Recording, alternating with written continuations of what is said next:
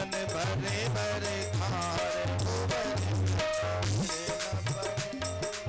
मोतियन भरे भरे थाल गोबर धन गिरे न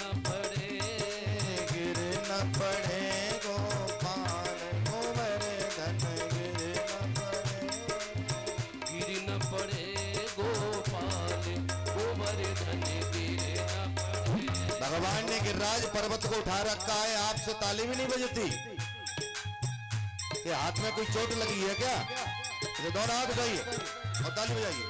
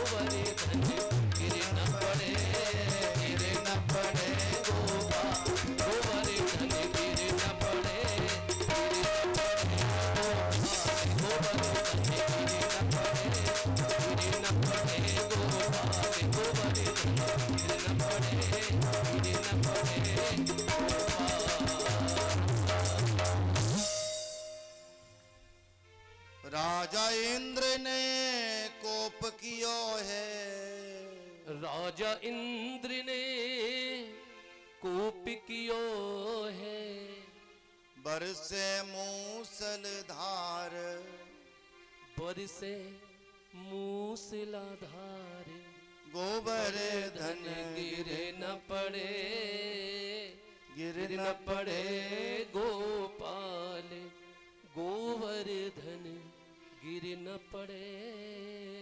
मैया जसोदा कन्हैया की नजर उतारती है। ब्रजवासी लोग बोले 2-3 दिन निकल गए लाला कन्हैया, अब तुझे उंगली लगाए 2-3 दिन हो चुके हैं, एक काम कर तू सुस्ताए ले, अब तू विश्राम कर ले। भगवान ने कहा कि भगवान कृष्ण बोले अगर ब्रजवासियों मैंने उंगली को जरा से भी नीचे किया ना तो गिरिराज पर्वत बहुत भारी है, ये गिर जाएगा। ब्रजवासियों ने कहा ये तू नहीं उठा रखो है क्या गिरिराज, हमने भी तो अपने अपने डंडे लगा रखे हैं। भगवान ने कहा तो संभालो लो, और जरा सी भी 1 इंच के लिए गिरिराज को उंगली को जर से हटाने का प्रयास किया मेरे गोविंद ने। इतना लंबा चौड़ा गिरिराज पर्वत, उसका भार आज लट्ठों के ऊपर आया, डंडों के ऊपर आया, सारे डंडे चट चट करके सब टूट गए। लाला कन्हैया संभालो संभालो संभालो। भगवान ने पुनः संभाला। एक बात हम आपको बता दें,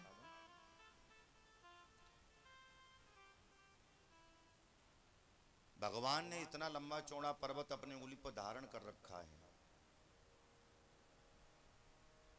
केवल उंगली पर।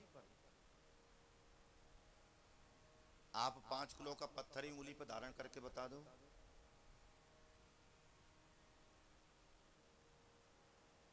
कभी कभी बच्चा जब शरारती होता है ना तो क्या कहते हैं, हमारा बेटा तो कृष्ण के गुणों जैसा है। कृष्ण के गुणों जैसा है तो कृष्ण ने तो गिरिराज पर्वत भी उठाया था। उससे कहो कि मकान कोई उठा के बता दे। हाँ बोलो। हम संसारी लोग कृष्ण से अपने बच्चों की तुलना कर देते हैं। हाँ कहीं न कहीं ये कहते हैं ईश्वरवंश जीव अविनाशी चेतन अमल सहज सुख राशि। जीव ईश्वर का अंश ही है, लेकिन ईश्वर जैसा बन नहीं सकता। 7 दिन 7 रात्रि, ध्यान देना, कितने दिन तक भगवान ने गिरिराज पर्वत को उठा करके रखा, धारण करके रखा? 7 दिन 7 रात्रि। 24 घंटे में कितने पैर होते हैं बोलो? 8।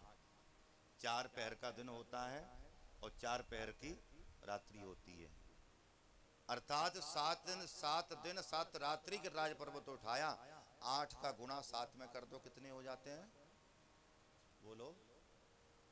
आप लोगों ने भोजन कितने लगाए थे, भोग कितने लगाए थे?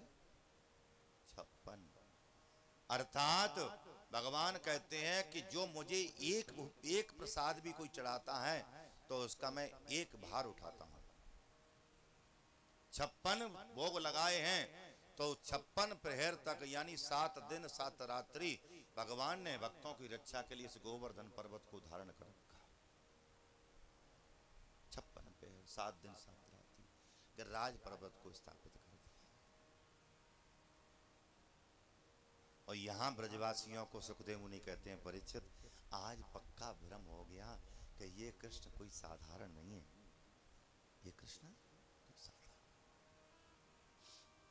सब के सब हाथ जोड़ करके बैठ गए, लाला कन्हैया, हे कृष्ण, हे गोविंद, आज से हम तुम्हारे साथ में खेला नहीं करेंगे, आज से हम तुम्हारी पूजा करेंगे।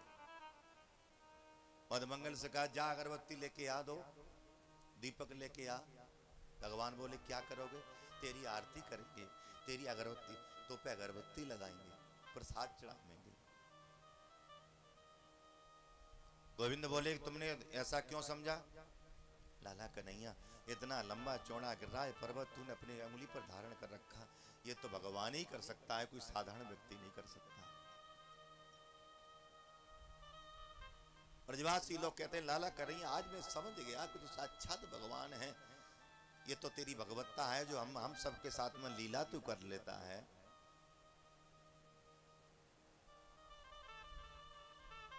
एक कबड्डी का खेल होता है, इस कबड्डी के खेल में शर्त होती है कि जो पार्टी हारेगी उस पार्टी को घोड़ा बनना पड़ेगा। कभी कभी उस पार्टी में भगवान हार जाया करते हैं तो ये ब्रजवासी लोग कान पकड़ करके घोड़ा बना लेते हैं।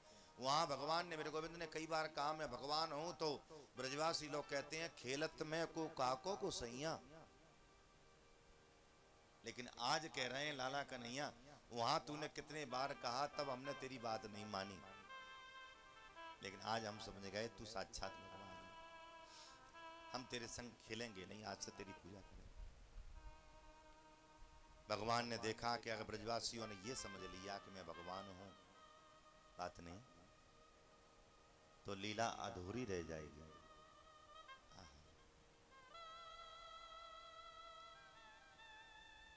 तब कह दिया ब्रजवासियों, कछु माखन को बल बड़ो, कछु गोपन करी सहाय। कछु माखन को बल बड़ो, कछु गोपन करी सहाय। श्री राधे जो की कृपा से मैंने गिरवर लियो।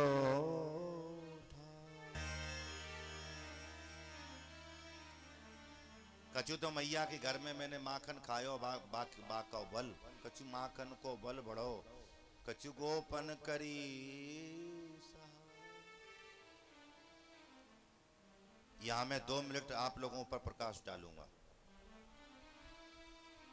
भगवान कहना चाहते हैं कोई भी बड़ा सा बड़ा काम अकेले आप करना चाहो तो नहीं कर सकते। जब तक आप अपने अपने भाइयों का, परिवार का, गांव का, समाज का आप सहारा नहीं लेंगे, तब तक कोई भी कथा, कोई भी आयोजन, कोई भी शादी विवाह आप सफल नहीं कर सकते। आप करोड़पति हैं, लखपति हैं, अरबपति हैं, भैया पैसा भी चल के नहीं जाता, पैसा भी कोई न कोई लेके जाता है। बोले हमारे पास तो बहुत पैसा है, हम तो कथा करा लेंगे, खर्च कर लेंगे। भैया अकेले आप कहाँ कहाँ तक भागोगे? बाजार जाओगे कि पंडाल देखोगे कि व्यवस्था देखोगे? वो भी तो आपको किसी न किसी को सौंपनी पड़ेगी। हाँ जी कि ना जी? बोलो।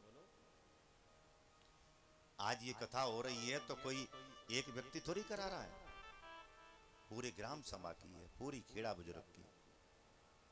इसमें सब सहयोग कर रहे हैं, भाई लोग कर रहे हैं, बच्चे कर रहे हैं, माताएं बहनें ये सब सहयोग कर रही हैं। ये भी बहुत बड़ी बात है। कथा सुनना भी पंडाल में बैठ करके भी ये भी बहुत बड़ी सेवा है। ये समझो कि ठाकुर जी ने बुलाया है। कहते हैं इरादे रोज बनते हैं मगर बिगड़ जाते हैं, कथा में वही आते हैं जिन्हें मेरे ठाकुर बुलाते हैं।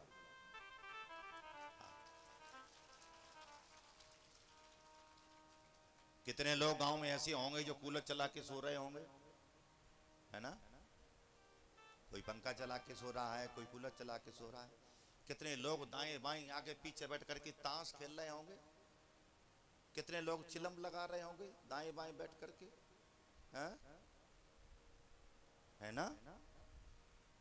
कितने लोग आगे पीछे जाकर के बीड़ी फूंक रहे होंगे।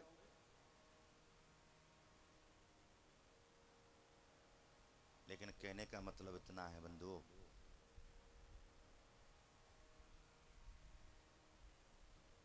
ये कथा सबके सहयोग से हो रही है। इसमें सबका सहयोग है, भाइयों का, बच्चों का भी बहुत बड़ा सहयोग है। जो यंग टीम है, जो यंग बच्चे हैं, बड़े बूढ़ों का बहुत बड़ा सहयोग है, मातृ शक्ति का बड़ा सहयोग है। कथा पंडाल में बैठ करके कथा सुनना भी ये भी बहुत बड़ा सहयोग है। इस कोरोना काल में भैया हम लोगों ने वृंदावन में बैठ करके अपने धर्मशाला में कथा सुनाई, लाइव प्रसारण हुए। सरकार ने आदेश दे रखा था, बोले कोई कथा में ना कोई भीड़ भाड़ इकट्ठा ना हो।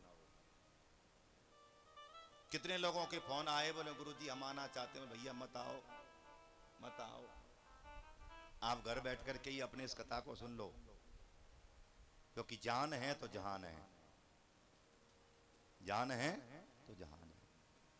तो ये भी बहुत बड़ा सहयोग है जो कि आप लोग अपना घर छोड़ करके इस पंडाल में बैठे हैं। इसके लिए भी मैं आप सबको साधुवाद देता हूं। और आज देखिए कथा पूर्णता की ओर है। कहते हैं ये कथा 29 तारीख को चालू हुई। 29, 30, 1, 2, 3 और 4, 6 दिन कब निकल गए पता ही नहीं चला। कल 7वां, परसों 8वां, और बुधवार को यहाँ आना तो यहाँ आपको एक पत्तल भी नहीं मिलेगी, है ना? और मैं सच कह रहा हूं, अभी दरबार में कितनी शोभा है, भंडारे तक भी शोभा रहेगी। लेकिन भंडारे के बाद में जब आप यहाँ आएंगे तो आपको ऐसा लगेगा, और होता भी है जब कथा होती है ना, तो लोगों को लगता है चलो चलो कथा हो रही है, कथा हो रही, महाराज जी पहुँचने वाले हैं। ये आज नहीं, जब हम लोग वृंदावन चले जाएंगे तब आपको ये कमी खलेगी। दरवाजे पर कोई भी पेड़ लगा दो, पेड़ लगा करके उस पेड़ को काट दो तो 10-5 दिन हमें ऐसा लगता है जैसे कुछ खो गया हो। तो मैं धन्यवाद देता हूं आप सभी को जो कि इस कथा को सफलता की ओर लेके जा रहे हैं। तन से भी सहयोग कर रहे हैं, मन से भी कर रहे हैं, धन से भी सहयोग कर रहे हैं। और करना भी चाहिए। आप सब जानते हैं कथा में कितने खर्चे होते हैं, पंडाल का खर्चा, माइक का खर्चा, स्टेज का खर्चा, ब्राह्मणों का खर्चा, भंडारे का खर्चा, और भी 50 खर्च होते हैं।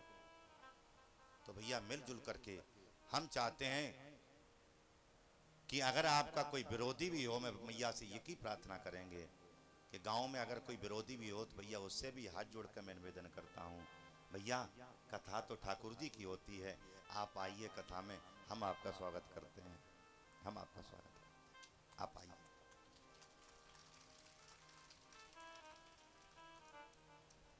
क्योंकि गरल सुधार पुकरऊ मिताई, गौपद सिंधु अनल शीतलाई। भगवान की कृपा होती है तो जहर भी अमृत बन जाता है। भगवान की कृपा होती है तो शत्रु भी रिपु, शत्रु भी मित्र बन जाता है। गौपद सिंधु अनल सितनाई, गरल सुधा रिपु करहु मिताई, शत्रु भी मित्र बन जाता है। और भैया कोई विरोधी भी अगर आपका कोई होवे, कथा में आवे तो उसका और जोर से स्वागत करो और कहो भैया आओ, हमें बड़ा अच्छा लगा, मेरे गले से लग जाओ। देखो उसके मन में जो भी बेमनस्ताएं होंगी सब समाप्त हो जाएंगी। मैं व्यासपीठ से बैठ के कह रहा हूं। एक बार मैं एक परिवार में कथा करने के लिए गया, सगे दो भाइयों में आपस में झगड़ा। बड़े वाले ने कथा कराई तो छोटे वाले को खूब बुलाया, वो नहीं आया। तीसरे दिन हमें पता चला कि भैया सब लोग नहीं आ रहे। बोले गुरुजी छोटे वाले से झगड़ा कुछ चल रहा है। अरे भैया झगड़ा होगा तुम्हारा, हमारा क्या झगड़ा है, हम तो कथावाचक हैं। हमारा तो एक ही देह है कि सबको एकत्रित करना। गांव में जो रूठा हो उसको भी बुला करके उसको भी कहे भैया क्या बात है, मिलजुल करके कथा कराओ। ये बड़ा सौभाग्य का विषय है, ये कथा बार बार नहीं होती। हाँ, हम तो सबकी खैर मांगते हैं। कबीरा खड़ा बाजार में सबकी मांगे खैर, ना कहू सो दोस्ती ना कहू सो। हाँ, तो मैंने कहा भैया एक काम करो, आप अपने बच्चे को, जिन्होंने कथा कराई उनसे कहा आप अपने बच्चे को भेजो और ये कह देना बोले गुरुजी ने बुलवाया। और जब सब लोग बैठे हुए थे तो बोले ये ताऊ का बेटा आ रहा है। जाकर के उसने चाचा को प्रणाम किया और ये नहीं कहा कि कथा में चलो। तो चाचा ने कहा बेटा कैसे आया? तो कहता मैं आया नहीं हूं, मुझे तो गुरुजी ने भेजा है। क्यों भेजा है? बोले गुरुजी ने कहा है कल आज कथा में आना। और मैं अपनी मर्जी से नहीं आया हूं ना, मेरे पापा की मर्जी, गुरुजी ने कहा है। और मैंने कहा जब वो छोटे वाले का पूरा परिवार आवे तो कथा सुनना, कथा के बाद में सब लोग मिलकर के एक साथ में भोजन करना। भोजन करते समय भी जो हमारे मन में जो अंदर जो छुपा होता है ना, एक साथ में भोजन करने का मतलब क्या है? कहते हैं हर परिवार को सुबह से शाम तक एक बार एक साथ में मिलकर के भोजन करना चाहिए। क्यों? कि भोजन करते समय हमारे सुबह से शाम तक जो भी मन में कड़वाहट होती, किसी ने कुछ कहा किसी ने कुछ कहा, भोजन करते समय सारी कड़वाहट निकल जाती, सब आस प्रयास होकर के सब गिलानी समाप्त हो जाती है। छोटा वाला भाई आया, पूरा परिवार आया, कथा सुनी और कथा सुन करके प्रसाद पाया, भोजन पा करके, और तब छोटा वाला कह के गया बड़े भैया से, दादा हमारी कल इच्छा ऐसी है कि आपका पूरा परिवार और घर में जितने भी रिश्तेदार आए वो सब, और गुरुजी पंडित जी जितने भी हमारे कलाकार बंधु हैं, सब भोजन करने की नहीं पता। ठीक है, इसमें क्या बात है, अच्छी बात है।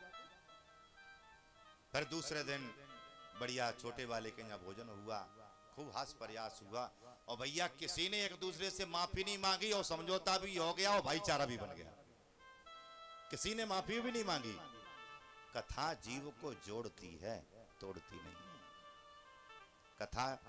कथा मिलाना सिखाती है। तो भगवान कहते हैं कछु माखन को बल बड़ो, कछु को पन करी सहाय। कछु तो मैया जसोदा की आंगन में मैंने माखन खायो बाका बल, कुछ आप लोगों ने मेरी सहायता करी। मित्रों, आप लोग सहायता नहीं करते तो मैं गिरिराज पर्वत को उठा पाता नहीं। और असली कृपा की है श्री राधा रानी ने। राधा रानी का अपने ध्यान किया तो राधा रानी ने भी आकर के गिरिराज को उठाने में मेरा सहयोग किया है। श्री राधे जू की कृपा से मैंने गिरवर लियो उठा।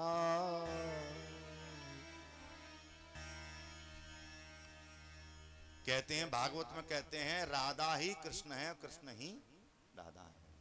आपने राधे राधे बोल दिया तो समझो कि कृष्ण का नाम भी उसमें आ गया। आपने जय श्री कृष्ण बोल दिया, समझो कि राधा का भी नाम उसमें आ गया। तो आइए हम लोग भी 2 मिनट राधा का नाम ले जाते, हमारी भी सबकी बाधा दूर हो जाए। जो चैनल के माध्यम से कथा सुन रहे हैं, हम आपसे भी निवेदन करते हैं, आप भी राधे राधे बोलें, तो आपका भी दुख दूर होवे, आपका भी कष्ट दूर होवे। ओ जाने राधे को नाम ले लियो, जाने राधे को नाम ले लियो, जाने राधे को नाम ले लियो, श्याम ने बाको भलो कर दियो। जाने राधे को नाम ले लियो, श्याम ने बाको भलो कर दियो। जाने राधे को नाम ले लियो, श्याम ने बाको भलो कर दियो। जाने राधे को नाम ले लियो, श्याम ने बाको भलो कर दियो। श्याम की प्यारी राधे, कृष्ण की प्यारी राधे, श्याम की प्यारी राधे, कृष्ण की प्यारी राधे, श्याम की प्यारी राधे, कृष्ण की प्यारी राधे, श्याम की प्यारी राधे, कृष्ण की प्यारी राधे। राधे बिना देखो श्याम आधे। बोलो राधे राधे राधे राधे, बोलो राधे राधे राधे राधे। जाने राधे को नाम ले लियो, जाने राधे को नाम ले लियो, श्याम ने बाको भलो भलो कर दियो, श्याम ने बाको भलो कर दियो। राधा रानी सरकार की